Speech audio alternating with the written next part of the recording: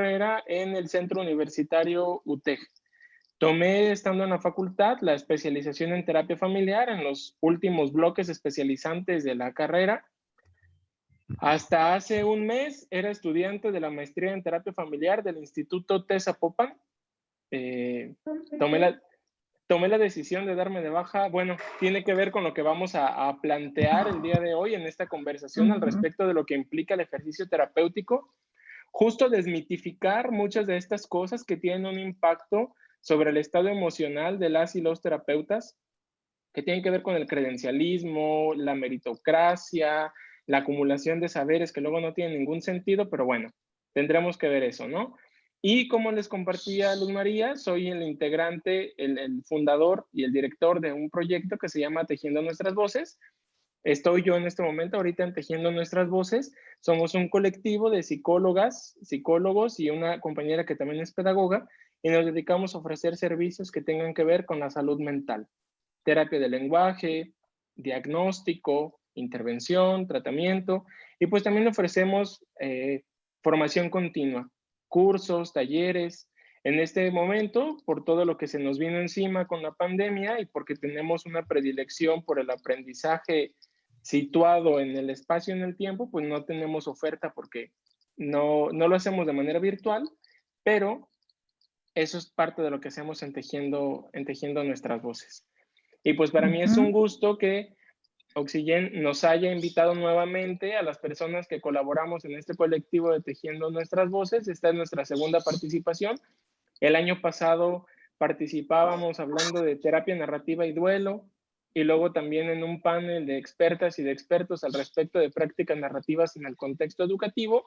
Y el día de hoy tendré la oportunidad de conversar, porque justo esa es mi intención, que podamos conversar, que esto no sea una exposición, que esto no sea como un monólogo, sino que podamos compartir, las personas que estamos el día de hoy compartiendo este espacio virtual, nuestras reflexiones, nuestros sentires, nuestras ideas y aquellas cosas que tienen que ver con nuestra propia práctica profesional. Para mí es un gusto poder estar acá con ustedes. Ok, tú hablas pues de esta práctica profesional, pero es probable que nos estén viendo o en un futuro nos vayan a ver porque se queda grabado las personas que no necesariamente son psicólogos. Entonces quiero entender que nos damos la oportunidad, si te parece, que hagamos dos vertientes. Una, el colectivo, y otra es esta práctica profesional.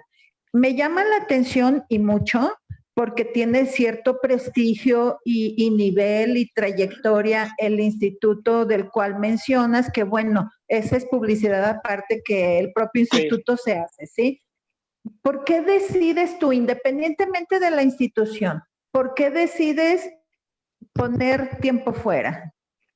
Es una pregunta muy interesante y hubo algún tiempo, yo me siento con la responsabilidad siempre que alguien me cuestiona de, oye Javier, ¿por qué lo hiciste? Yo me siento con la responsabilidad de responder.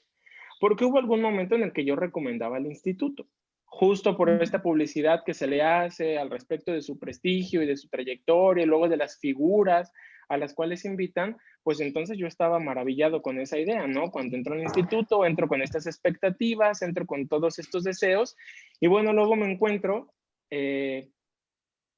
pues que la realidad era completamente diferente, ¿sí? Yo me considero una persona crítica, yo me considero una persona autogestiva. La mayor parte de las cosas que yo sé las he aprendido de manera autogestiva con otras personas, en la horizontalidad, no necesariamente con una profesora o con un profesor.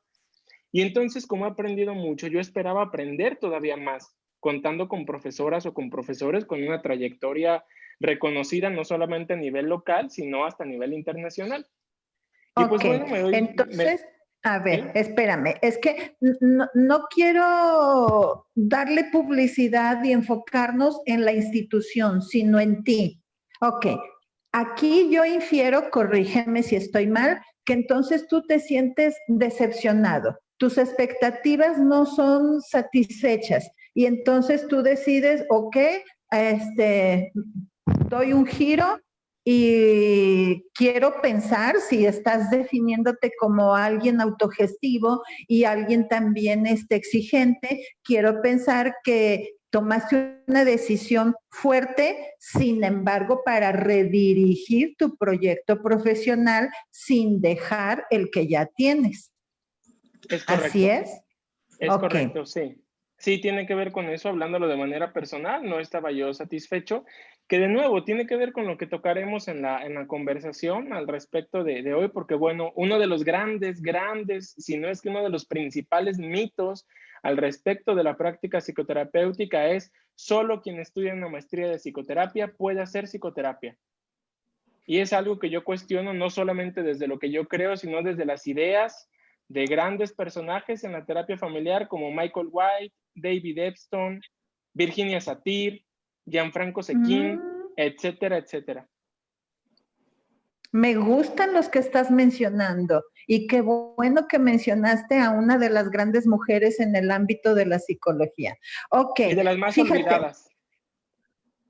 por mí no, Sí, por mí no. Ok, sí. de las más olvidadas no estoy segura, pero sí tienes razón, no es de las más populares en las escuelas, ¿verdad? Pero sin embargo, sobre todo en el trabajo terapéutico familiar tiene grandes aportaciones. Ok, entonces tú me dices, me hago una pausa porque no es lo que profesionalmente estaba buscando. Entonces, ¿a qué te refieres cuando dices tú la meritocracia y todo esto? Cuando yo hablo de eso, de nuevo regresamos como a este punto. Muchas veces yo, por ejemplo, muchas personas me han cuestionado, ¿no? Oye, Javier, ¿cuántos cursos has tomado? ¿Cuántos diplomados has tomado? Y la verdad es que no tengo ningún curso y no tengo ningún diplomado, ¿sí? Y se nos ha hecho creer que solamente tendrán éxito, es a lo que me refiero con la meritocracia, que solamente tendrán éxito en el ejercicio profesional, hablando de la psicoterapia, aquellas personas que se forman en espacios formales, vaya, ¿no? Y entonces todo aquello que sabemos, porque si nos ponemos a pensar y somos muy críticas y muy críticos, hemos aprendido más de la vida que en la universidad, ¿sí? Y tenemos más tiempo viviendo la vida del tiempo que tenemos en la universidad. Y entonces, cuando hablo yo de la meritocracia, es todo esto que tiene que ver con acumular credenciales, acumular diplomados, acumular cursos. Y no es que por sí mismo estudiar un diplomado, estudiar un curso esté mal, jamás diría yo eso. Pero es un mito que le hace daño a quienes nos dedicamos a esto creer que solamente a través de esos medios podremos alcanzar el éxito. Aquello a lo que llamamos éxito, que también habrá que ver qué es a lo que cada persona llama éxito. Ujú. Sí, muy respetuoso de eso de tu parte. Ahora, también, así como tú dices esa parte, yo agregaría otra. Ahora sí, desde ti, desde mí. Ciertamente habrá personas que de repente tienen demasiados lleno su muro de diplomas, pero en el hoy por hoy quizás no tengan todo el bagaje que se necesita en la práctica. Así como tú dices, no es necesario esto para ejercer, a mí sí me hace mucho ruido el que un terapeuta no lleve un proceso terapéutico, como en otras palabras se dijera, un sanador no sanado. Al respecto, ¿qué opinas? Al respecto de eso me voy a basar en lo que opinaba Michael White. Por ejemplo, en UTEC, a mí se me obligó, porque era obligatorio, se me obligó a partir de quinto semestre participar de un proceso psicoterapéutico. Y yo al principio decía, ¿para qué me obligan? Yo estoy bien, no lo necesito, pero por fortuna tuve la buena experiencia de participar de este proceso con un terapeuta extraordinario que me enseñó no solamente a sanar, sino a sanar junto con las demás personas. Bueno, a Michael una vez le preguntaron, ¿no? Y le dijeron, oye, Michael, ¿tú crees que una persona que hace psicoterapia tenga que, y el énfasis en las palabras es importante, ¿tú crees que una persona que hace psicoterapia tenga que ir a psicoterapia, tenga que primero participar de su propio proceso? Y Michael dijo, yo no creo que tenga que, podría, podría participar de un proceso de psicoterapia, sabemos que eso le va a ofrecer unas herramientas que solamente se pueden adquirir en la vivencia, ¿no? Y sí, yo cuando yo fui profesor, he sido profesor universitario, yo a mis alumnas y a mis alumnos les sugería siempre, si tenían la oportunidad, porque bueno, vivimos en un contexto en el que también luego el acceso a la psicoterapia es complicado, yo les sugería siempre que si tenían la posibilidad, participaran de sus propios procesos, pero también como tratando de desmitificar esto, no hacerlo ver como una obligatoriedad, sino más bien como una posibilidad para crecer, como una oportunidad de aprender viendo cómo alguien más hacía la terapia. Ok. Sí, sí. Me doy cuenta también que con lo joven que eres ya tienes un buen andar profesional, ¿verdad? Tengo en enero del 2021 cumpliría 5 años de práctica clínica hace como 2 meses, por solo curiosidad me puse a sacar la cuenta y también en este tiempo he acumulado alrededor de 6,000 horas de práctica. 6,000 horas Ok. de práctica en el consultorio. Yo me dedico enteramente al ejercicio de la psicoterapia de manera profesional y laboral. Yo en mi consultorio aquí en Tejiendo Nuestras Voces estoy de lunes a viernes de 9 de la mañana a 9 de la noche y los sábados de 8 de la mañana a 6 de la tarde. Ok, gracias. Gracias por aportarnos esta gran parte también de tu persona, de tu vida profesional y ya un tanto la privada. Y dinos ahora sobre el tema que nos atañe aquí. Claro que sí, con todo gusto. Preparé una presentación para compartir con ustedes. Esto es crucial. De nuevo, hago como este énfasis, ¿no? No me gustaría que eso se convirtiera en un monólogo donde solamente Javier hablara. Creo que mi intención más que compartirles como un saber es invitarles a cuestionar, invitarles a Ok. criticar aquello que nos han enseñado, pero sobre todo invitarles a la colaboración, ¿sí? Porque Adelante. entre más personas cuestionemos y critiquemos, también podremos hacer algo al respecto de la psicoterapia. Entonces, les voy a compartir una presentación. Yo no voy a estar viendo, no voy a poder ver todas las cámaras, pero lo que les voy a pedir es que si alguien en algún momento desea compartir algo, pues con toda la tranquilidad del mundo y con todo el gusto del mundo, solicite la palabra justo porque pues no me gustaría que esto sea un monólogo. ¿Se alcanza a ver la presentación bien? Perfectamente. Muy bien, entonces el día de hoy hablaremos al respecto del ejercicio terapéutico en la actualidad. Ese es el logo de nuestro colectivo, Tejiendo Nuestras Voces, donde pues una parte fundamental de lo que hacemos tiene que ver con la terapia narrativa. No solo con la terapia narrativa, pero es el corazón que hace que se mueva esto, ¿no?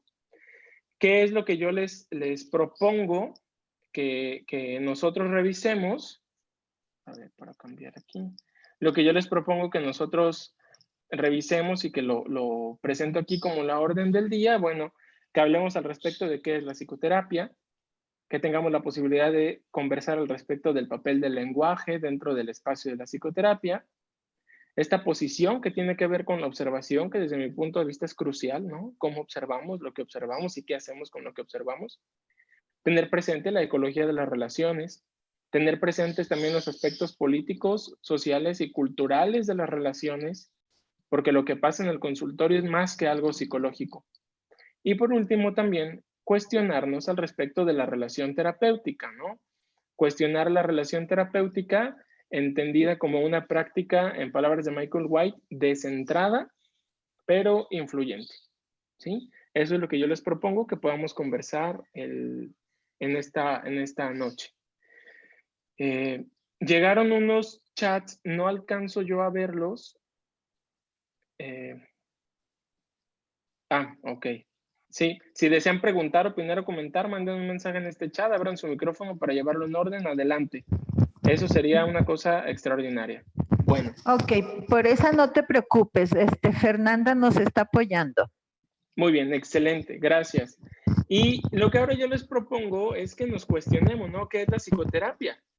Y creo que todas estas preguntas nos hablan y medio nos responden a esta pregunta, ¿qué es la psicoterapia? Bueno, la psicoterapia es una profesión, la psicoterapia es un trabajo, la psicoterapia es un mecanismo de cambio y de adaptación social, La psicoterapia es una tecnología de poder, la psicoterapia es una labor de acompañamiento y desde mi punto de vista, fundamental que nos cuestionemos, ¿la psicoterapia es un privilegio?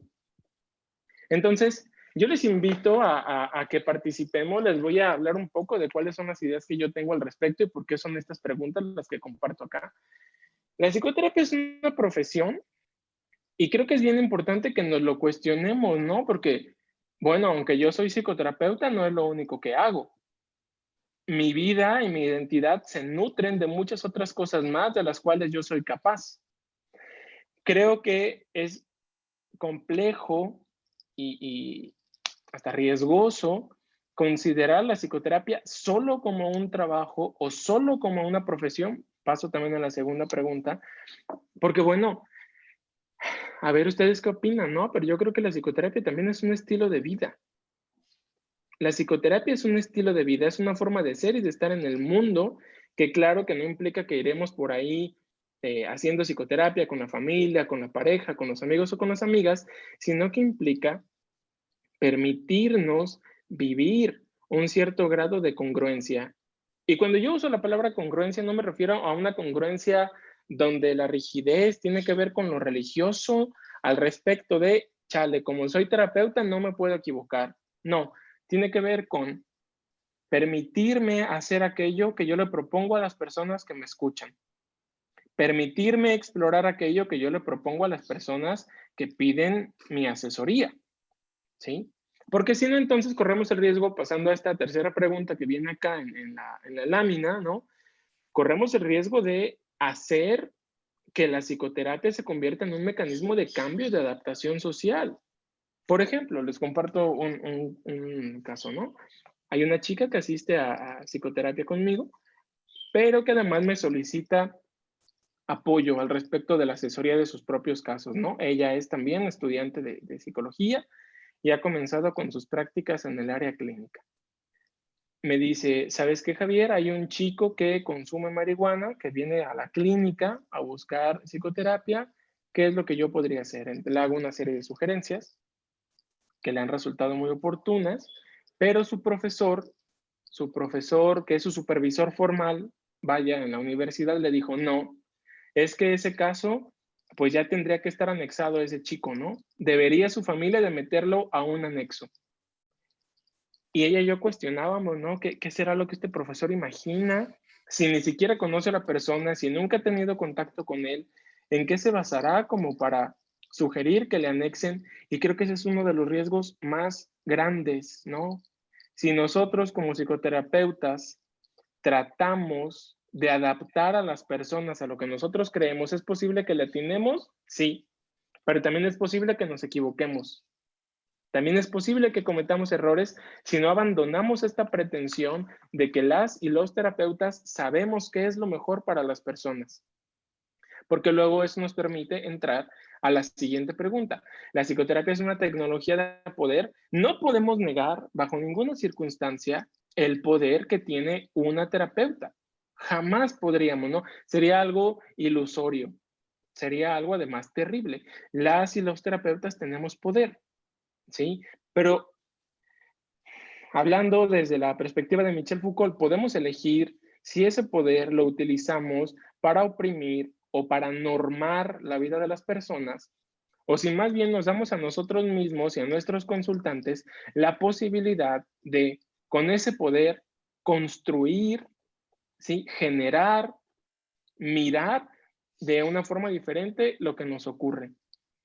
Porque hay quienes de verdad asumen el ejercicio de la psicoterapia como una tecnología de poder y le dicen a las personas, bueno, si tú no haces lo que yo te digo, entonces o te estás resistiendo o no te interesa cambiar o me estás ignorando o de plano, pues no te importa, ¿no?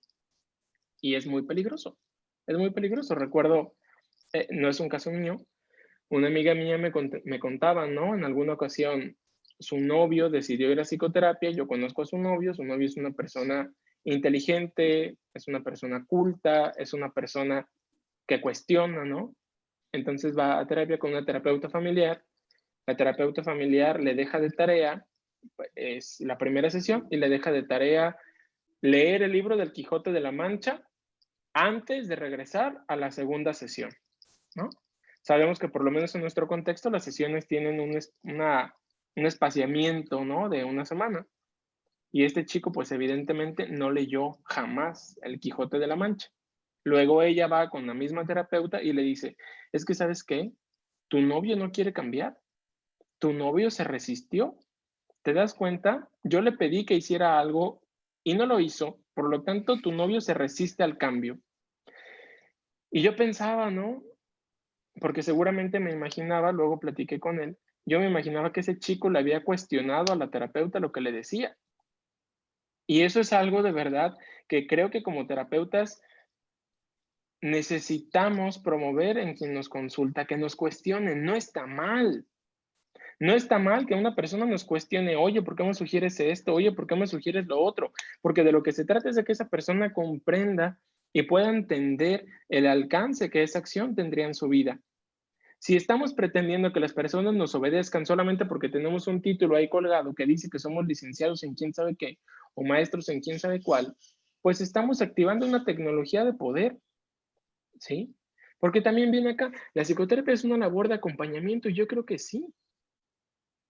Las personas ponen en nuestras manos, en nuestros oídos, y claro que en nuestras capacidades intelectuales, ponen sus vidas para que les acompañemos, ¿sí? Creo que es lo que hacen las personas. Nos piden que les acompañemos. Y luego entra esta última pregunta que ahora yo también les quiero preguntar a ustedes. ¿Creen que la psicoterapia es un privilegio? Y tiene dos vertientes, ¿no? El privilegio para quien se dedica a esto y el privilegio para quien tiene el acceso a esto. Pero he hablado ya mucho, me gustaría escucharles. ¿Quién desea participar o opinar al respecto?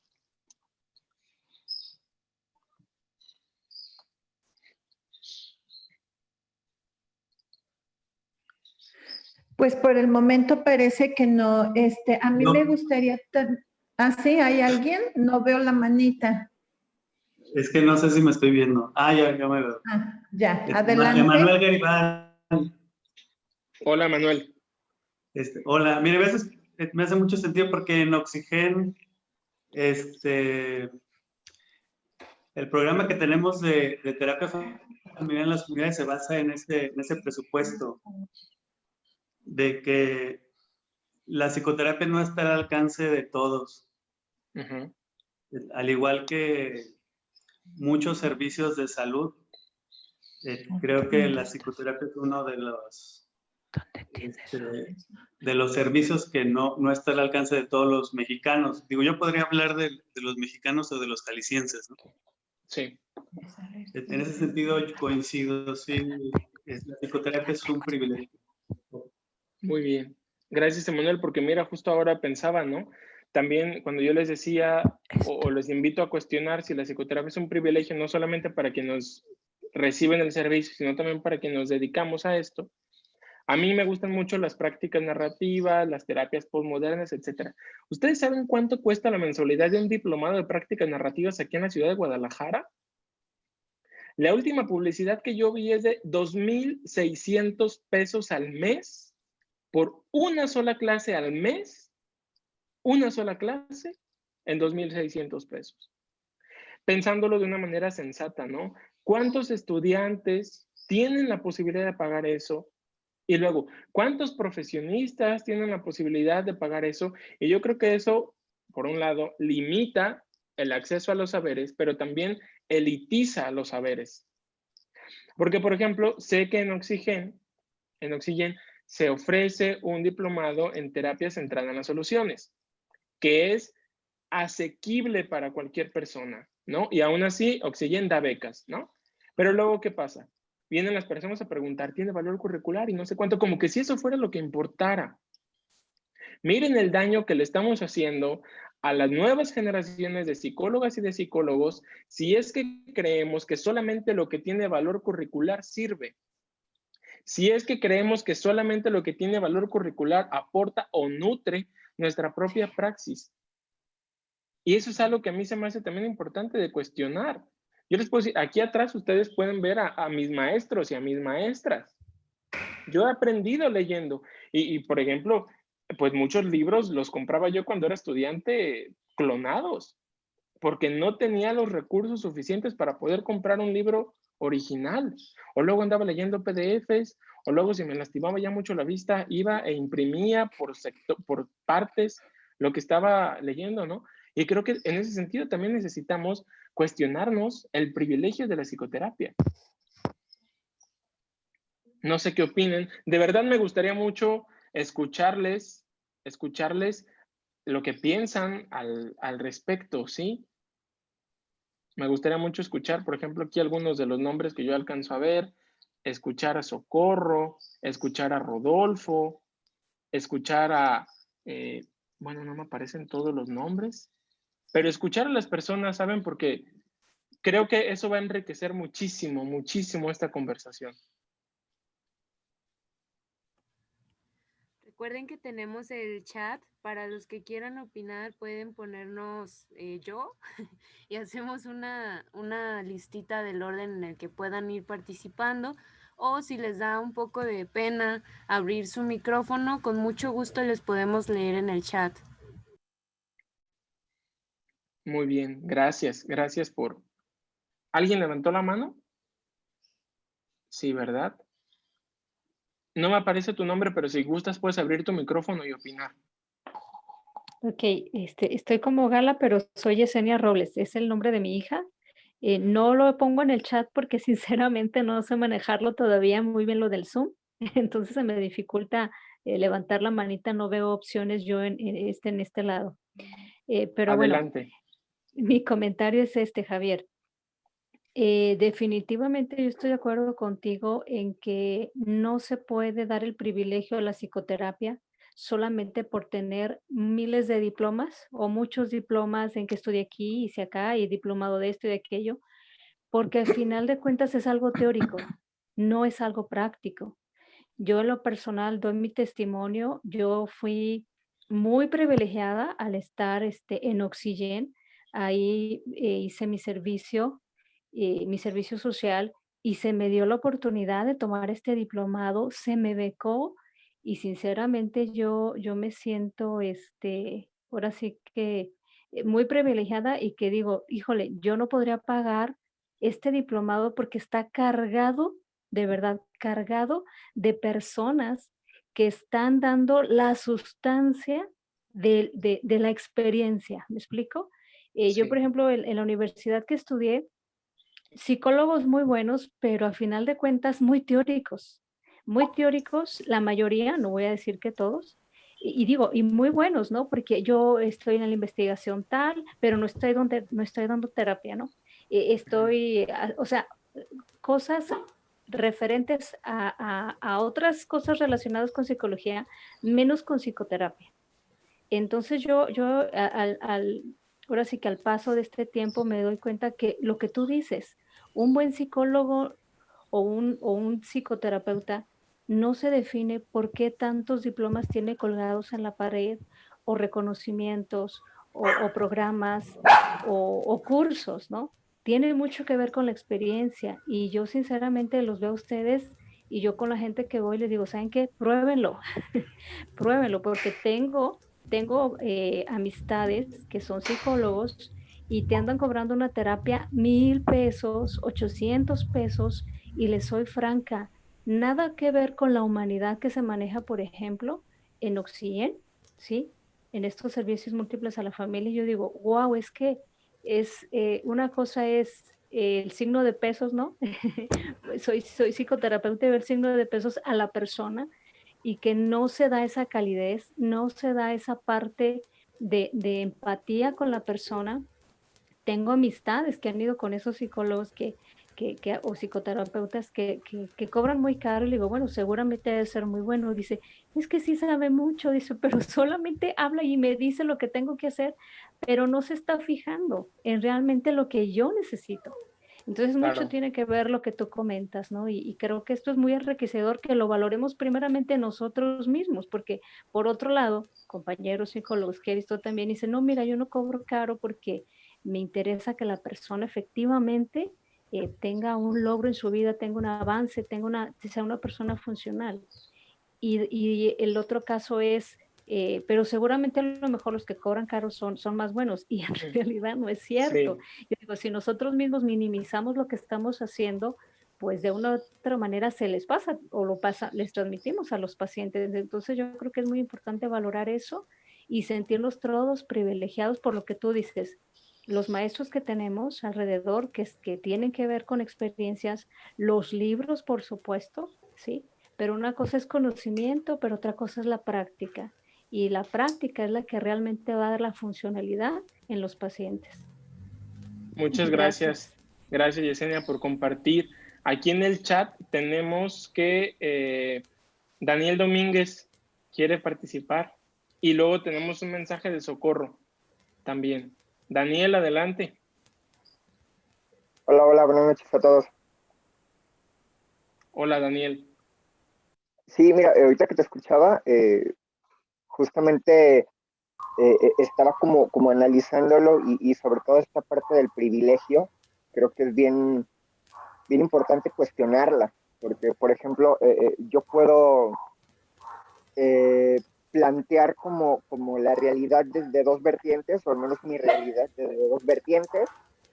Una, como terapeuta, donde muchas personas hacen mención a esta parte, ¿no? Tengo justamente ahorita la fortuna de colaborar en un proceso terapéutico con una chica y ella me menciona constantemente esta parte donde dice, híjole, es que es tan padre estar en un proceso terapéutico, pero me pesa mucho saber, por ejemplo, que hay gente que lo necesita o que tiene como ese deseo de atravesar un proceso terapéutico, pero no le es posible por la parte económica. Y es como muy fuerte, ¿no? Yo tengo conocidos, yo tengo amigos, amigas, eh, eh, que sé que lo necesitan o que de alguna u otra manera quieren atravesar el proceso, pero la parte económica de alguna u otra manera los frena. Y les comparto, por ejemplo, en mi caso ahorita actual, eh, eh, debido a diversas cuestiones, sobre todo aspectos de salud, justamente fue algo que me tocó ahora a mí vivir, ahora como del otro lado, ¿no?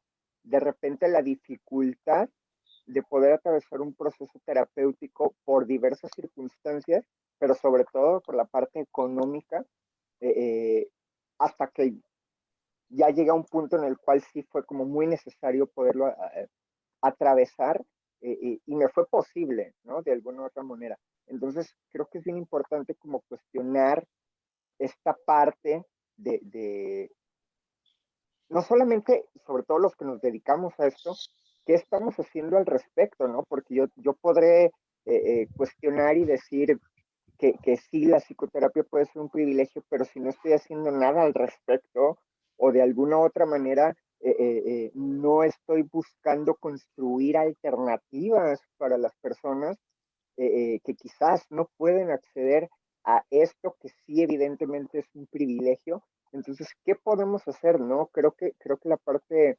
importante aquí sería cuestionar eso y decir, ¿qué podemos hacer?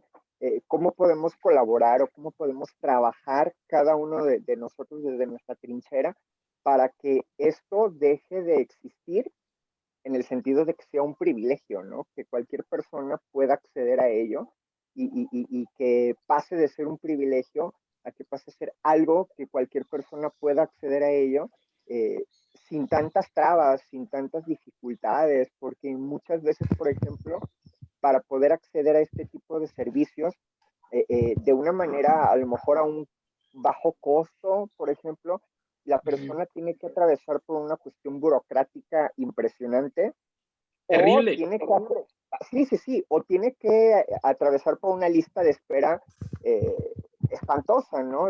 Yo recuerdo cuando estuve dando mi servicio social en el Hospital Civil, personas que tenían que esperar 6 meses para una cita o una vez que obtenían una cita, tenían que esperar 6 meses para la siguiente y la persona con una depresión impresionante y no tenía recursos para poder pagar el servicio. Entonces creo que es una parte como que hace falta visibilizarse y hace falta que trabajemos en ella, ¿no?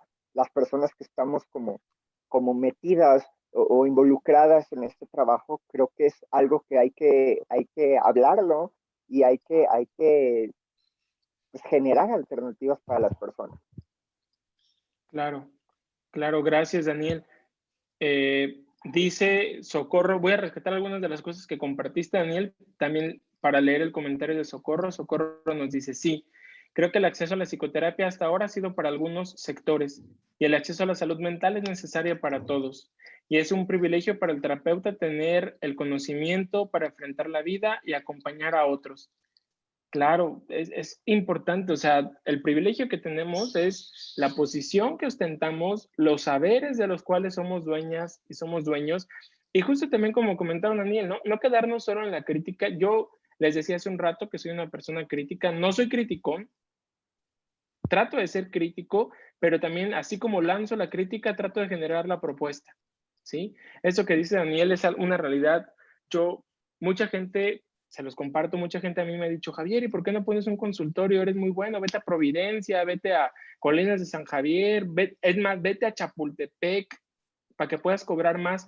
Y yo siempre les digo, no, porque a lo mejor podría haber allá a 10 personas que pudieran pagar 500 pesos o 600 pesos, pero luego, ¿qué va a pasar con las otras 30 personas que no pueden pagar eso? ¿Los voy a dejar afuera nomás porque yo quiero ganar más dinero?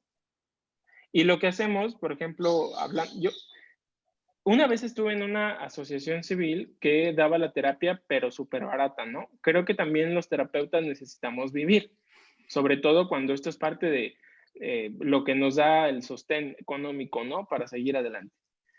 Pero ese lugar luego fue conocido porque daban psicoterapia barata, no porque dieran buena psicoterapia. Creo que también tenemos que tener cuidado con eso, ¿no? A mí, generalmente, mis honorarios, yo nunca tengo como pena de hablar de esto, generalmente mis honorarios son de 300 pesos por sesión de terapia individual. Pero yo sé que hay personas que no pueden pagar 300 y hago ajustes. Y luego las personas me dicen, ¿no? Porque es como con esta actitud de agradecimiento. Doctor, pero es que no, me da vergüenza. Yo les digo, usted no se preocupe. Y siempre les digo, gracias a Dios tengo trabajo, ¿sí? Y eso me permite poder hacer este ajuste. Si a usted le interesa poder ayudarme, recomiéndeme para que yo siga teniendo trabajo.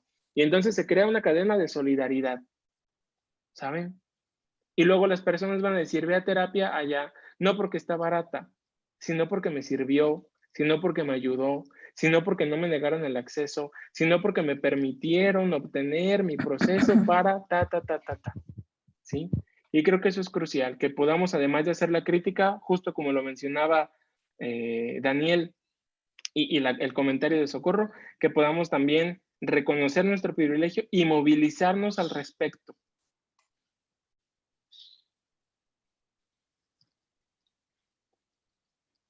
Y Luz María, también, adelante. Sí, gracias, Javier. Javier Rubalcaba, pues yo te invito a que nos concentremos en todo el tema que nos traes, porque por tiempo no creo que nos vaya a dar si lo vamos a personalizar tanto. Entonces, a mí me gustaría que pasáramos ya a que nos platiques qué hay desde este punto de vista, lo que nos quieres compartir del lenguaje y de la observación. Y evitemos personalizar para así que nos compartas lo que traes. De acuerdo. Adelante. Bueno, Adelante. pasamos ahora al papel del lenguaje en la psicoterapia. Sí, son algunas de las ideas que yo les propongo, las que ustedes pueden observar aquí en esta lámina. Yo creo que el lenguaje no es solamente informativo, considero que el lenguaje tiene más una función comunicativa. ¿Qué quiere decir? En el momento en el que yo estoy comunicándome con alguien, o lenguajeando, voy a usar este verbo, ¿no? En el momento en el que yo estoy lenguajeando con una persona, no solamente le estoy informando, no solamente estoy transmitiendo datos, estoy generando un acto comunicativo, ¿sí? Y el acto comunicativo tiene que ver con este siguiente punto, ¿no? No sé si ustedes se acordarán, pero generalmente en la escuela, por ejemplo, en la primaria, en la secundaria, se nos hablaba siempre de un esquema de emisor y receptor. Y luego se nos decía, pero cambian. El que primero es emisor luego recibe, y el que primero es receptor, luego emite. Bueno, ese es un esquema como muy básico, ¿no? Yo creo que más bien el lenguaje tiene una estructura de comunicación y significación. ¿Qué quiere decir esto? Cuando nosotros nos estamos comunicando, nos vinculamos, pero ese vínculo, si yo luego siento que me estoy comunicando bien con una persona, es o porque esa persona entiende qué le quiero decir, o porque esa persona ha comprendido de qué le quiero hablar. Y tiene que ver con los significados. Creo que eso es crucial. Muchas veces en los procesos de psicoterapia le damos mucha relevancia a los datos, ¿no? Y le preguntamos a las personas quién sabe cuántas cosas, o porque nos lo piden las fichas de registro, o porque tenemos que llenar un expediente o no sé cuánto. Yo tengo una predilección por más bien tratar de comprender cómo es que esa persona significa su mundo, ¿sí? Si una persona me dice, es algo muy usual, ¿no? Hay personas que luego me dicen aquí, Javier, es que me siento deprimida, ¿no? Yo siempre les pregunto, pero es que, ¿a qué te refieres? Nunca doy por hecho y no digo, esta persona tiene depresión. Siempre le pregunto, ¿a qué te refieres? Y luego me dicen, es que me siento muy triste porque en mi trabajo me están tratando de una manera injusta. Y cuando damos la oportunidad de comprender los significados, luego podemos llevarnos sorpresas increíbles, ¿no? Esa persona, por ejemplo, al final de esa sesión, se dio cuenta que se sentía más indignada que deprimida. Y no es que no hubiera una sensación de tristeza, sino que se dio cuenta que la indignación que experimentaba al respecto de cómo la trataban en su trabajo era lo que provocaba la tristeza que estaba sintiendo, ¿sí? Este siguiente punto también considero que es crucial porque las palabras, los enunciados, creo que son correas, imagínenselo así, correas o sogas que unen la historia, la cultura, la sociedad y la vida de las personas. ¿A qué me refiero? Michael White decía en uno de sus libros, ¿no? Él decía, en muchos sentidos, la palabra es el mundo, ¿sí? Tiene que ver con este siguiente punto. El lenguaje crea realidades. No solamente hablamos de las realidades, nuestro lenguaje crea las realidades al respecto de las cuales hablamos, pero también hablando en el sentido terapéutico, al respecto de las realidades en las cuales intervenimos. ¿Por qué? Porque el lenguaje siempre es interacción. Siempre es interacción el lenguaje, ¿sí? Sí, Cuando de hecho estamos... se dice que, perdón, de hecho se Adelante. dice que aun cuando no nos comunicamos, nos comunicamos. Exactamente. Es parte de los axiomas de la comunicación humana, ¿no? Esta parte Ok. de es imposible no comunicar. Pero no solamente se trata de que transmitimos datos, no solamente se trata de que informamos algo, sino que el lenguaje siempre es una interacción. Siempre habrá Ok. interacción cuando hablamos de lenguaje, ¿sí? Y ¿Algún de las comentario? posiciones de observación, ¿a qué te refieres con las posiciones de observación? Cuando hablamos de las posiciones de observación, tiene que ver esta lámina. A mí me encanta el trabajo de Humberto Maturana. Humberto Maturana tiene un patrimonio interesantísimo en la terapia y es biólogo. Y Humberto Maturana dice, todo lo dicho es dicho por un observador. Todo lo dicho es dicho por un observador. Siempre que alguien dice algo, lo dice desde la posición en la que observa. Y al respecto de las posiciones, yo les comparto esto, ¿no? ¿Cómo observamos lo que observamos? Y es importante hacer una distinción porque necesitamos hacer una diferencia entre el ejercicio de observar y aquello que observamos, ¿sí? ¿Por qué? Porque al hacer esta distinción vamos a poder describir lo que estamos observando. Y la observación aquí entra de la mano con el lenguaje. El lenguaje nos permite comunicar aquello que observamos, ¿sí? Pero esto es crucial, porque lo que comunicamos, lo que lenguajeamos, hay que tener presente que no es una verdad, es una versión. Sus ojos, los ojos de cada una de las personas que está observando esto, son diferentes a los míos. Y habrá quienes presten más atención a unos detalles porque tienen una predilección por el color blanco o por el color azul o por el color amarillo, etcétera, ¿sí? ¿O es más Pero visual? exactamente, pero hay que tener presente que lo que comunicamos no es una verdad, es una versión de aquello que observamos. Porque vienen acá al fondo de la lámina dos maneras que Humberto Maturana nos propone, ¿no? Observar con una mayúscula y observar entre paréntesis. Les voy a contar la diferencia, ¿no? Observar con O mayúscula implica observar desde una postura de objetividad, que nos han enseñado mucho en la terapia, ¿no? Se nos ha no solamente enseñado, sino que se nos ha sugerido que seamos observadores neutrales. Yo no creo que la neutralidad exista. A ver qué opinan ustedes. Yo no creo que la neutralidad exista, ¿sí? Observar con O mayúscula, observar desde lo objetivo, entre comillas objetivo, pues implica que nosotros tenemos la capacidad de decir qué es lo que la gente tiene que hacer, ¿sí? Es actuar o pretender actuar como si fuéramos diosas o si fuéramos dioses y tuviéramos como esta facultad de dirigir el destino de las personas. Pero hay otra manera de observar que nos propone Humberto, ¿no? Y Humberto nos propone observar con O minúscula y entre paréntesis. Y entonces él dice, observar así, de esa manera, ¿sí? Reconoce que lo observado son experiencias y no son verdades, ¿sí? Una persona nos puede relatar al respecto de su experiencia con su marido o con su mujer en una sesión y nos puede contar otra experiencia en la siguiente. Y eso no quiere decir que la persona nos esté mintiendo. Eso quiere decir que su experiencia de la relación ha cambiado, fue distinta. Y creo que más que sujetarnos a una verdad, tendremos que cuestionar como terapeuta, ¿y qué cree usted que haya ocurrido que en esta ocasión tuvo una experiencia diferente de la relación con su pareja? ¿Sí?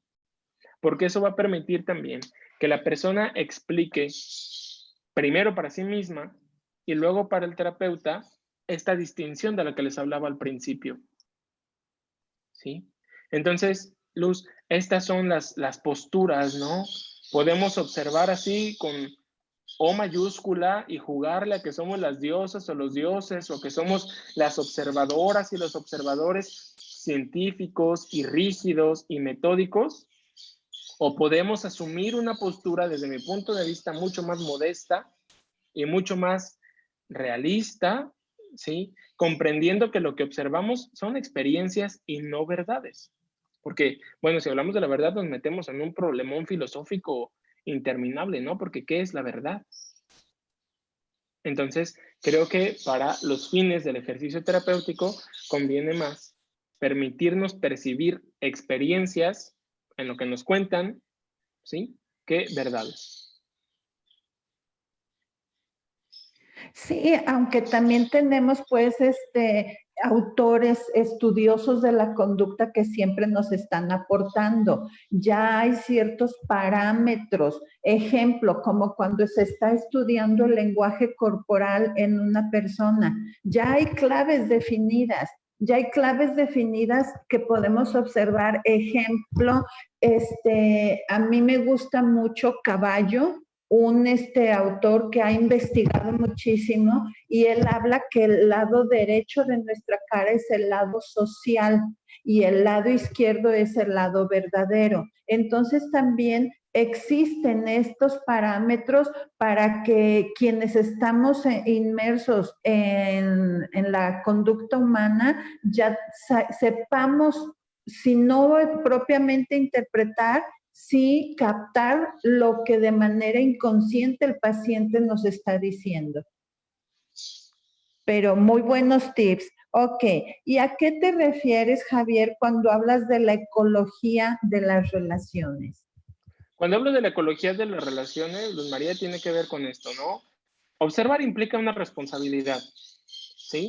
Observar implica una responsabilidad. Cuando hablo de la ecología de las relaciones, tomo ideas que tienen que ver con un libro que se llama Ser y Hacer en Terapia, de Juan Luis Linares y Marcelo Severio, y ellos hablan de la modestia ecológica, ¿no? Yo creo que justo la posición de observadores, hablando de la psicoterapia y de observadoras, tiene que ver con la modestia, con la ética, con la colaboración y con la co-creación, ¿sí? ¿A qué me refiero con la modestia? Tenemos que tener presente que somos personas iguales que quien nos consulta. No somos ángeles, no somos dioses, no tenemos un don extraordinario, bueno, hablando de superpoderes, ¿no? Creo que tiene que ver con la ética y la ética no tiene que ver con lo bueno y con lo malo. Creo que esa sería una visión muy reduccionista de lo que es la ética. Yo creo que la ética acá implica que nosotros nos preguntemos, Bueno, si le estoy sugiriendo esto a esta persona, ¿para qué lo hago? ¿Sí? ¿Qué estoy yo tratando de promover o qué estoy yo tratando de que la persona consiga con esto que hago? Porque eso de aventar tareas por aventarlas es algo que yo cuestiono mucho, ¿sí? Generalmente yo no dejo más que una sola tarea a lo largo de todo el proceso de terapia y la tarea que yo dejo es una pregunta.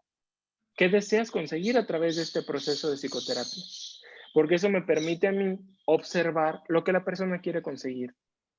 Y entonces, reconociendo eso, puedo activar esto de lo cual les hablo, ¿no? La parte de la modestia, sabiendo que no dependerá solo de mí, pero que no dependerá tampoco solo de la persona, porque la persona que va a terapia no vive dentro de una burbuja, ¿sí? La parte de la ética, teniendo presente que cada una de las cosas que yo diga, cada una de las cosas que yo sugiero, cada una de las cosas que yo proponga tendrá un efecto y tengo que ser lo suficientemente responsable para sortear esos efectos. También me permite activar la colaboración, sabiendo que la terapia, vamos a hablarlo un poco más adelante, la terapia ni depende solamente de mí, pero tampoco depende solamente de quien asiste. Esto es crucial, ¿sí? Esto es crucial porque si caemos en la trampa de pensar que la terapia depende del terapeuta, el terapeuta va a estar frustrado, se va a sentir agobiada, va a estar preocupada. Y si creemos que la terapia o el éxito de la terapia depende del consultante, nos vamos a convertir en personas incisivas, nos vamos a convertir en personas que supervisen y nos podemos convertir en personas que lastimen. ¿Sí? La terapia es, desde mi punto de vista, una colaboración que tiene que ver con la co-creación, que es el último aspecto que yo les propongo aquí en esta lámina. Yo siempre a las personas cuando vienen acá conmigo, al finalizar la primera sesión, parte del encuadre y del contrato y todo esto, yo les digo, yo no le voy a dar terapia. Y luego se me quedan viendo, ¿no? Yo le digo, usted y yo vamos a hacer terapia, porque la terapia no es como una pastilla ni que usted compra ni que yo le suministro. A mí me interesa que usted aprenda, porque también les digo esto, ¿no? Yo no voy a ser su terapeuta toda la vida. Va a llegar un punto en el que la terapia deje de ser necesaria y que usted adquiera las competencias, las habilidades o los recursos necesarios para hacerle frente a la vida, porque también les digo, la vida no se trata de no tener problemas, eso es imposible. Creo que se trata más de Así que usted es. sepa qué hacer cuando un problema se presenta. Sí, más que, o sea, sí, me encanta esta parte porque también hay que entender que quien trae el material es el paciente o el cliente, dependiendo del enfoque que se le dé. Él es el que trae el material y él es el que trae la voluntad. Nosotros nada más le vamos a dar orden y estrategias a los recursos que él ya tiene, porque hay personas, hay pacientes muy recursivos y hay otros que no tanto. Entonces también es desde su contexto, porque también se puede caer en el error de querer cambiar al paciente, pero sin tomar en cuenta el contexto y el proyecto de vida que esta persona desea para sí. No es lo que Correcto. yo terapeuta deseo para él. Al respecto de esto que comenta Luz, voy a cambiar a la siguiente diapositiva, porque implica también que nosotros nos cuestionemos, ¿no? La terapia la vamos a manejar como si fuera una técnica o nos vamos a dar la posibilidad de ver la terapia como una práctica. Porque aquí está Estupendo. atravesado lo político, lo social y lo cultural. Si nosotros creemos que la terapia se trata de una técnica, pues bueno, vamos a estar preocupadas y preocupados por generar control y cambio en las personas. Y vamos a estar todo el tiempo preguntándonos qué hice mal o qué tengo que hacer mejor. Y produce un grado de frustración terrible. Se los digo porque a mí eso me enseñaron en la universidad, hablando de terapia familiar, el enfoque estratégico, que no es que sea malo, pero cuando nos lo enseñan como si fuera un manual, nos frustra. Y, por ejemplo, aquí lo que yo les propongo es que nos permitamos observar la terapia como una práctica. Michael White, por ejemplo, al principio se hablaba de terapia narrativa, pero luego al final de la vida de Michael White y en los desarrollos actuales de la terapia narrativa, se le conoce más bien como prácticas narrativas. ¿Qué es una práctica? Okay. Bueno, es un ejercicio de curiosidad que permite que exploremos la experiencia de las personas, sin andar ahí pretendiendo controlarles o sin andar pretendiendo cambiarles o sin andar buscando que cumplan tareas. Yo creo que cuando observamos lo que hacemos como una práctica, también tenemos una libertad de acción.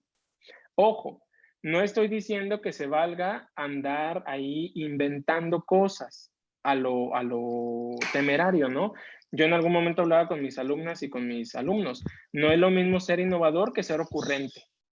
No es lo mismo ser Claro. innovador que ser ocurrente. Una persona que se permite innovar es porque ha estudiado, porque ha cuestionado, porque ha criticado, porque se ha acercado a otra persona que es algo similar. Y una persona que es ocurrente, pues ahí nomás como se le va iluminando la mente, hace.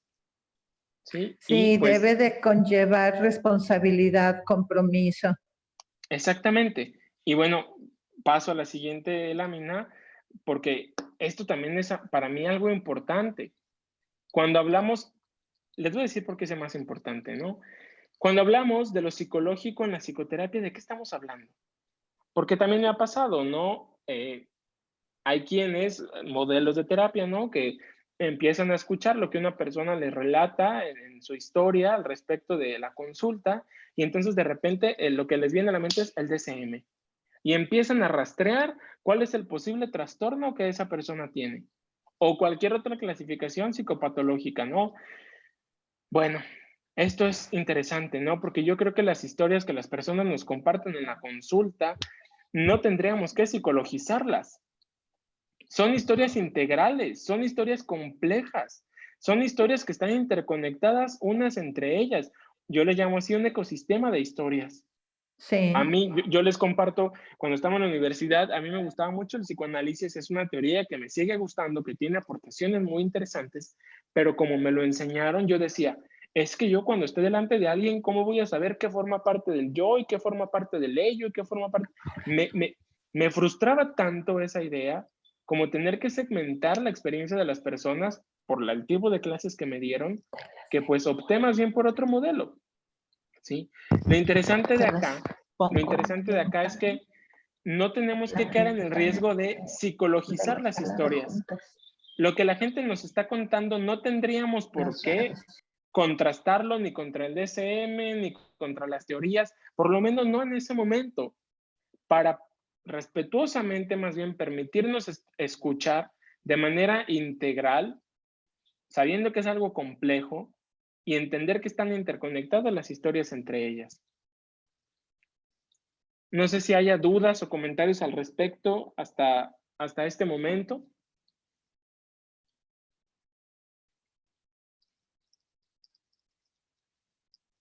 Si no, continúo, porque esto es importante, ¿no? También hay que tener presentes cuáles son las pretensiones terapéuticas y preguntarnos, bueno, ¿yo por qué quiero hacer psicoterapia? ¿O por qué elegí dedicarme a la psicoterapia? Laura Fruggeri es una terapeuta que colaboró en un libro donde colaboró Michael White, Kenneth Jergen, etcétera, terapeutas de tradición socioconstruccionista o posmodernos. Y Laura Fruggeri habla de una idea que a mí me resulta como interesante de cuestionar, ¿no? La idea del terapeuta como arquitecto del cambio. ¿A qué me refiero? Luego parecería que a los terapeutas y a las terapeutas nos toca andar pensando y quebrándonos la cabeza al respecto de cómo le voy a hacer para que esta persona cambie. ¿Cómo le voy a hacer para que esta persona cambie? Y eso implica tomar una responsabilidad del tamaño del mundo, ¿sí? Si hacemos eso, pues corremos el riesgo de experimentar lo que Marcelo Severo y Juan Luis Linares llaman el fracaso terapéutico. Porque no todas las veces las personas van a terapia para cambiar. Y a lo mejor ustedes van a decir, bueno, Javier, ¿de qué estás hablando? Eso. Yo no creo que las personas vayan a terapia solo para cambiar. Y claro que no. les quiero leer literalmente, es un texto muy breve. Este libro se llama Prácticas de terapia narrativa para los niños y sus familias. Es el único libro de terapia narrativa escrito en México. Y en uno de los capítulos, una terapeuta japonesa que se llama Tomoko Yashiro, pero que tiene un buen rato viviendo en Ciudad de México, dice, recordar quién eres. Esta metáfora me conecta con la idea de que lo que debe suceder en el proceso psicoterapéutico es visibilizar las cosas que siempre han existido en la vida de cada persona, las mismas que han sido opacadas y marginadas por la presencia del problema. Y esto es lo más sustancioso. Tengo preferencia por el tipo de proceso en el que las personas tienen la sensación de recordar quiénes han sido siempre, en lugar de que tengan la necesidad de lograr cambiar su personalidad o ser mejores que antes. Porque también si nosotros como terapeutas les vendemos esa idea a las personas de tienes que mejorar, tienes que ser mejor, tienes que cambiar, pues podemos producirles mucha frustración. Claro, porque en cierta forma las estamos invalidando. Entonces Sí, también estoy totalmente de acuerdo contigo. No siempre va la persona a querer un cambio. A veces solo va a escucharse a sí misma para encontrar sus propias respuestas. A veces va porque está atorada en el camino. A veces va porque quiere crecer solamente. Autoconocimiento. sí, no necesariamente porque tenga un problema, también eso es crucial, porque si luego como terapeutas vamos por ahí vendiendo la idea de que la gente que va a terapia es la gente que tiene problemas, pues no. A mí me ha tocado No. trabajar con gente que tiene proyectos, con personas que tienen dudas, con personas que tienen deseos, con personas que aspiran a algo y que no Sí. necesariamente lo hacen por tener un problema. ¿Sí? A mí en lo personal, Javier y auditorio, me gusta la idea de que todos nos comprometamos en la medida en lo que nos sea posible, Javier, a que hagamos más énfasis en la cultura de la atención terapéutica, porque hemos visto que México como país tiene una incidencia muy pequeña a que las personas acudan a terapia, y países donde ya es parte de su cotidianidad y de su crecimiento personal. O sea, yo a veces me cuestiono mucho si las personas realmente tienen dinero o no, porque, o sea, tienen dinero para irse a pintar el pelo, hablando de mujeres, ponerse uñas, pintarse el pelo, irse cada fin de semana a Chapu o a donde se vayan a colocarse las copas que por lo menos gastaron lo de una sesión, por lo menos, las uñas también por lo menos, si ya tienen esa constancia. Entonces, no es el dinero siempre, no lo marquemos como absoluto, y aun cuando la dificultad fuera por dinero, esto es mágico también. Cuando tú tienes la voluntad y el propósito de, el dinero sale. Es que, mira, Luz, por ahí, por ejemplo, yo creo que siempre es el dinero. Te voy a decir por qué. Vivimos en México. La realidad de la mayoría de las personas gira en torno al dinero. Hay personas que si no tienen dinero no comen o si no tienen dinero no viven. Y es la mayoría de la población, según datos del INEGI, ¿no? A mí también me ha tocado como, y sobre todo lo veo en redes sociales, este tipo de post, ¿no? Y nunca los comparto, pero los cuestiono, como de, sí tienen dinero para las uñas, tienen dinero para salir. Y yo siempre me cuestiono, ¿no? Bueno, ¿qué obtienen las personas cuando hacen eso que le dan tanto valor? Porque también me ha tocado, hay muchas experiencias de personas que invierten en la terapia y luego desafortunadamente pues no encuentran una escucha activa o no encuentran una postura respetuosa, etcétera. Y por lo tanto, claro que hasta yo preferiría irme a tomar unas micheladas que ir al consultorio con alguien que no tiene la capacidad de acompañarme de manera solidaria. Porque Bueno, implicaría, pero antes que eso está pues de veras la cultura nacional del autocuidado y más del autocuidado mental. claro, y tenemos como la posibilidad de ver la parte del autocuidado mental como un Ujú. problema o podemos como terapeutas ver la parte del autocuidado mental como un proyecto, Ok. ¿sí? Y tiene que ver, por ejemplo, esta lámina que yo les propongo, hay dos posturas, lo que hablábamos hace rato, ¿no? Observar con O mayúscula y observar con O Ujú. minúscula entre Muy paréntesis, ¿no? padre. Ok. Porque si observamos con O mayúscula, vamos a confrontar. Siempre vamos a estar confrontando a las personas. Y yo no creo que la confrontación sea el único camino. Creo que observar con O minúscula nos permite afrontar responsablemente, afrontar aquello que nos pasa. Confrontar puede doler. Y es algo que yo creo, ¿no? A las personas les digo, la terapia en sí misma no tiene que doler. Puede doler lo que se comparte en la terapia. Puede doler la historia que se narra. Pero si la terapia duele, tiene que ver con lo que el terapeuta está haciendo. No creo que la terapia tenga que doler. Y luego, control, ¿sí? Cuando una persona observa con O mayúscula, va a tratar de controlar lo que pasa o en la vida de la persona o en el propio proceso de psicoterapia. Y yo creo que observar con O minúscula más bien nos permite observar con respeto. Me ha pasado, ¿no? Es algo que ocurre. Personas que están en el proceso de separarse de una pareja que consideran que pues ya no les satisface o que les provoca efectos negativos. Y me ha tocado gente que me dice, Javier, me da mucha vergüenza, pero hablé con él o hablé con ella. Yo le digo, pero ¿por qué vergüenza? ¿Sí? Imagínense a nivel social lo que hemos creado, que luego parecería que los terapeutas somos los policías adentro del consultorio. Y yo siempre les digo, no, más bien dime o compárteme qué fue lo que pasó para que hablaras otra vez con ella o con él. Yo no tendría por qué regañarte. Oh, Y luego entra la parte también de la versión, de la verdad, perdón, contra la versión, ¿sí? Y esto nos llevaría a cuestionar, ¿en realidad los terapeutas tenemos que promover un cambio? Porque yo creo, ¿no? Nos vamos a imaginar, sí, pues esta idea de que a los terapeutas nos toca promover el cambio, pero ¿qué va a pasar si los terapeutas, es una pregunta hipotética, ¿no? ¿Qué va a pasar si un día los terapeutas, todas y todos al mismo tiempo, desaparecemos de la faz de la Tierra? ¿Qué va a pasar? Ahora, ¿quién va a ser responsable del cambio? Por eso creo que conviene más que desarrollemos una postura de colaboración, de afrontamiento, de respeto y de honrar las versiones en contra de una posición que confronte, que controle y que pretenda conseguir la verdad. ¿Sí? muy bien. Muchas gracias, Javier. Todo lo que nos has estado compartiendo súper valioso. Y dime, Javier, ¿con qué te gustaría cerrar? A mí me gustaría cerrar esta conversación con esta Ajá, lámina a luz. La ética adelante. descentrada y de colaboración. Michael White siempre nos propone que las terapeutas puedan participar, siempre participar de una relación terapéutica colaborativa, descentrada pero influyente. ¿Qué quiere decir esto? Yo les decía hace un rato, los terapeutas tenemos poder. Claro que sí. No podemos ir tampoco creyendo que la terapia es de color de rosa, no. Implica que nos hagamos cargo de nuestra posición, que sepamos que influimos, pero que no tenemos que ser el centro de la terapia, que sepamos que sabemos, pero que no solo nosotros sabemos, ¿sí? Que sepamos que sí, que tenemos experiencia, pero que también nos consulta, que quien nos consulta tiene experiencia, ¿sí? ¿Cómo? Bueno, sabiendo, creo que, bueno, no lo puse aquí, pero ¿cómo? Sabiendo que las personas son expertas en sus vidas.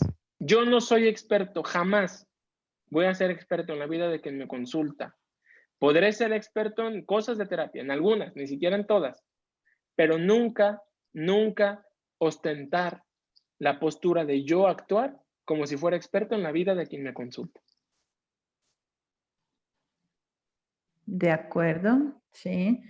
Pues mil gracias. Ahorita abrimos espacio para quien quiera compartir algo más de manera breve. Te agradecemos muchísimo, Javier, personalmente a nombre de Oxygen, el que nos hayas compartido no tan solo tu tiempo, este tema, o no tan solo el tema, también tu tiempo. Y pues hacer estas redes de apoyo para que hagamos más un hábito, una cultura de autocuidado mental. Adelante, si alguien quiere compartir o preguntar algo. No tenemos chats pendientes. Ahí está. Solamente hay un comentario de Socorro González que dice, Javier, gracias por compartir tu espíritu crítico y comprometido.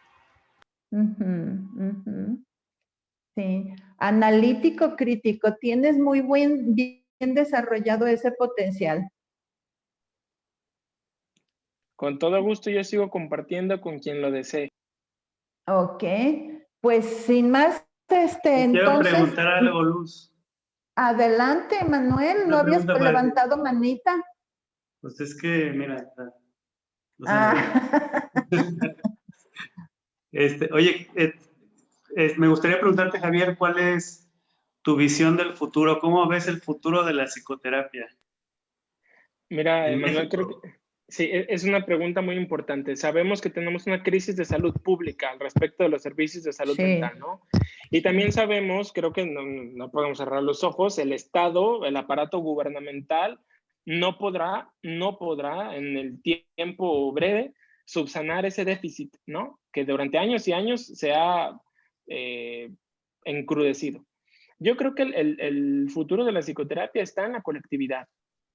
Sí, creo creo que se necesita el trabajo colectivo, colaborativo y conjunto para que de manera, o desde la iniciativa privada, pues yo me considero a mí mismo un privado porque no trabajo en una institución pública, desde la iniciativa privada podamos subsanar la necesidad de atención en la salud pública. Y eso mismo fue lo que luego a mí me impulsó a poder crear este espacio que se llama Tejiendo Nuestras Voces, donde jamás le hemos negado el acceso al servicio de psicoterapia o de salud mental a ninguna persona por ningún tipo de razón. Entonces yo creo que el futuro, Emanuel, de la psicoterapia está en la colaboración. En la universidad nos enseñaron a ponga su consultorio, métase a los cursos, hágase de prestigio para que pueda cobrar la terapia a 1,000 pesos. Yo creo que no. ¿Sí? Yo creo que tendríamos que permitirnos trabajar en conjunto. Lo que sí les puedo decir es que Tejiendo Nuestras Voces no sería real si no fuera por el trabajo colaborativo, por más prestigio, por más éxito, por más ganas que yo tuviera. Un proyecto así solamente se puede construir desde la colaboración. Totalmente. Trabajen en equipo. Felicidades, Javier.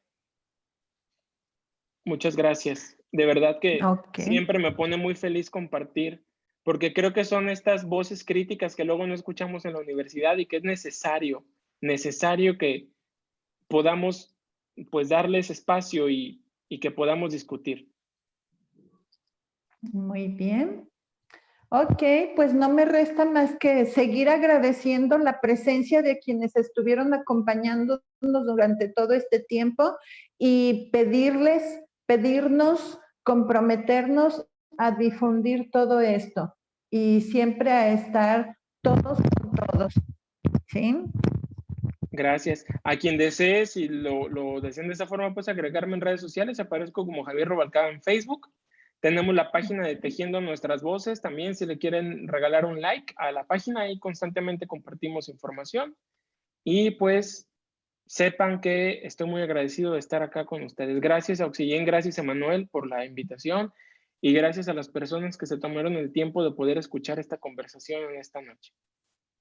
Muy bien. Descansen todos, buenas noches y a trabajar mucho para el resto de nuestras vidas en la salud mental propia y de quienes nos rodean. Buenas noches a todos. Buenas noches. Bye. Buenas noches, muchas gracias.